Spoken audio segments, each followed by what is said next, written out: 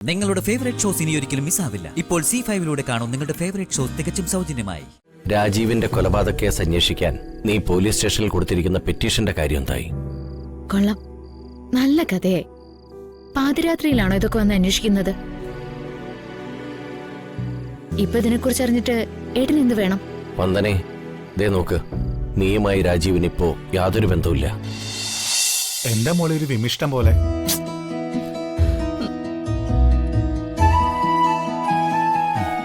അർദ്ധരാത്രി കൃത്യം 1:05. എനിക്കൊരു പുളിമാങ്ങ തിന്നണമെന്നുണ്ട്. പുളിമാങ്ങയോ? അതെ, നല്ല പുളിയുള്ള പുളിമാങ്ങ. തനി മലയാളത്തിൽ പറഞ്ഞ യാക്ക്. ഇതായിരിക്കും അച്ഛമ്മ പറയാറുള്ള യാക്കല്ലേ? അതെ, എനിക്ക് പുളിമാങ്ങ വേണം. ഹരിമോളെ, ഇത് മാങ്ങയുടെ സീസൺ അല്ല. പുറത്തിറങ്ങിയ പട്ടിയുടെയും പന്നിയുടെയും ശല്യമാ. 10ഉം 15ഉം പന്നികളാ രാത്രിയിൽ ഒരുമിച്ച് റൂട്ട് മാർച്ച് നടത്തുന്നത്.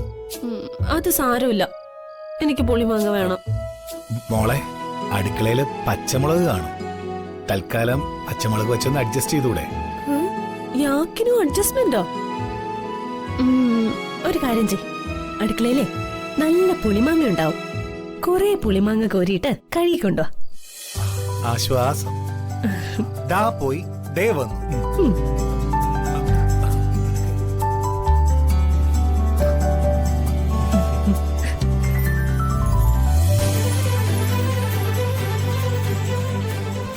മനോജ് പാവോ, അവനെന്റെ ജീവനാ. കുഞ്ഞ് ജനിച്ചു കഴിഞ്ഞാ എങ്ങനെയും അവൻ എന്റെ വീട്ടില് അറിയിക്കുന്ന സ്ഥാനം നേടിക്കൊടുക്കണം. കൊടുത്തിരിക്കും.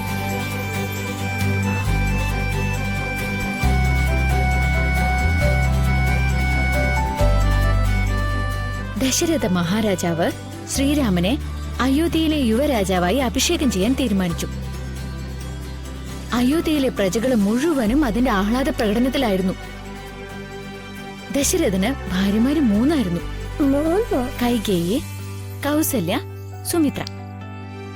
അതിൽ കൗസല്യയുടെ പുത്രനാണ് ശ്രീരാമൻ. ശ്രീരാമനെ അഭിഷേകം ചെയ്യാൻ തീരുമാനിച്ചപ്പോ കൈകേയിയുടെ പുത്രനായ ഭരതൻ സ്ഥലത്തില്ല. കേകയ രാജ്യത്ത് പോയിരിക്കായിരുന്നു. അപ്പോഴാണ് കൈകേയിയുടെ തോഴിയായ ഒരു കിളവി മന്ദര കൈകേയെ സമീപിച്ചത്.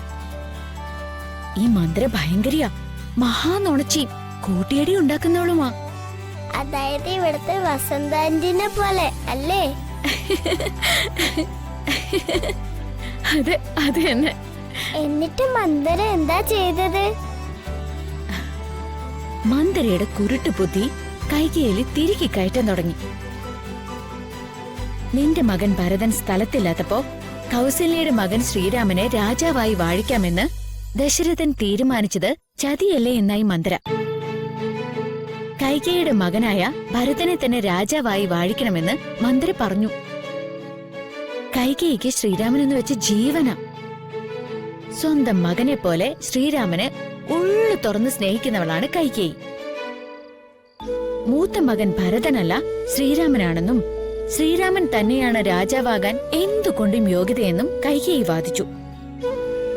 മന്ദരയുണ്ടോ വിടുന്നു. മന്ദരയുടെ ഏഷണി പ്രയോഗം തുടങ്ങി. ശ്രീരാമൻ രാജാവായാൽ കൈകേയിക്കുണ്ടാവാൻ പോകുന്ന നഷ്ടങ്ങളും ഭരതൻ രാജാവായാൽ ഉണ്ടാകാൻ പോകുന്ന ഗുണങ്ങളും പൊടിപ്പും തുങ്ങലും വെച്ച് മന്ദര വെച്ച് കാച്ചിക്കൊടുത്തു. ദുഷ്ടത്തി. എന്നിട്ട് പറവന്തനമ്മേ, മന്ദരയിലെ ആള് നട്ടൽ കുരുക്കാത്ത നുണകള് പറഞ്ഞ് തിരികി ഒടുവിൽ മന്ദര കൈകേയിയെ പാട്ടിലാക്കി കളഞ്ഞു. ശ്രീരാമന് പകരം ഭരതനെ വാഴിക്കാമെന്നും ദശരഥന് സമ്മതിക്കേണ്ടി വന്നു. ശ്രീരാമൻ 14 വർഷം കൊടും കാട്ടിൽ പോയി താമസിക്കണമെന്ന ഡിമാൻഡും രാജാവിന് അംഗീകരിക്കേണ്ടി വന്നു. അതെന്താ ന്യായോ വന്ദനമ്മേ? രാമനെ രാജാവാക്കിയില്ലെങ്കിൽ വേണ്ട, ആ പാവത്തിനെ കാട്ടിയോടുന്നത് കഷ്ടമല്ലേ? പറഞ്ഞിട്ടെന്താ കാര്യം? ആ വാർത്തയറിഞ്ഞ് രാമന്റെ അമ്മ നെഞ്ചത്തടിച്ച് നിലവിളിച്ചു.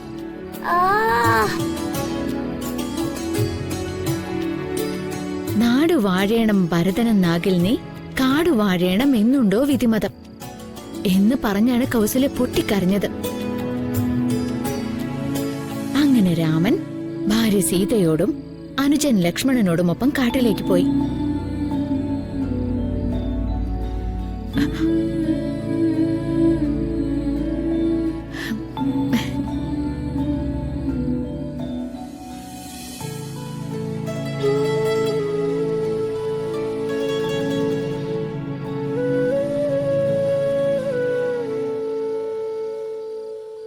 ആ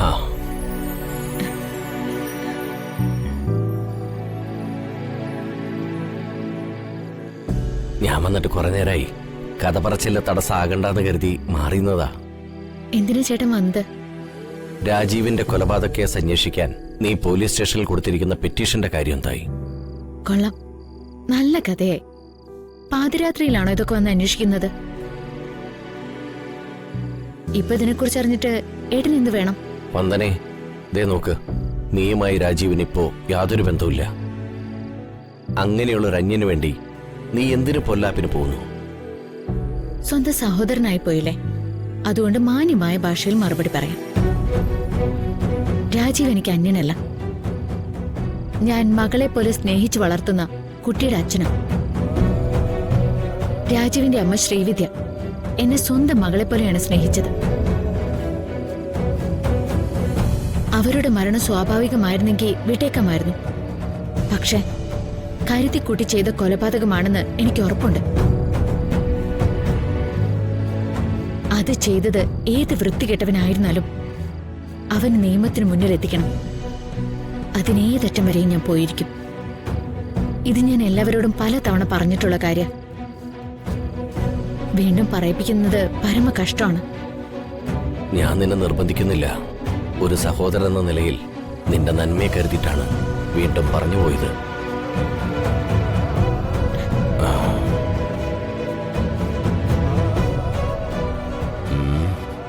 വല്ലാതങ്ങ് നിർബന്ധിച്ച് അവളെ പെട്ടെന്ന് അനുസരിപ്പിക്കേണ്ട കാര്യമില്ല. വന്ദന കേസ് പിൻവലിക്കാൻ വൈകും തോറും എനിക്ക് കാശ് കിട്ടിക്കൊണ്ടേയിരിക്കും.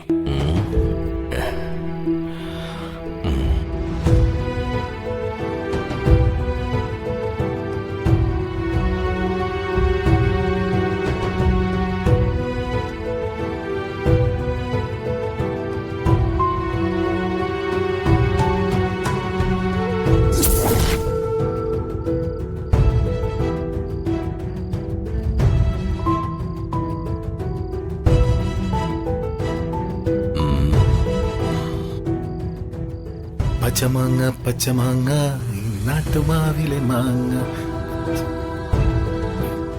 ഏട്ടൻ എന്താ അസമയത്ത് ഇവിടെ? ഒന്നുമില്ല. അങ്ങനെ ഒഴിയാൻ നോക്കണ്ട. ഏട്ടന്റെ സ്വഭാവത്തിൽ വരുന്ന മാറ്റങ്ങളെ ഞാൻ ശ്രദ്ധിച്ചുകൊണ്ടിരിക്കുക. ഈ നട്ടപ്പാതിരിക്ക് ഏട്ടൻ എന്തിനാ ഇവിടെ നിൽക്കുന്നേ? ഡൗൺലോഡ് ചെയ്യൂ C5 ആപ്പ്. കാണൂ എല്ലാ എപ്പിസോഡുകളും സൗജന്യമായി.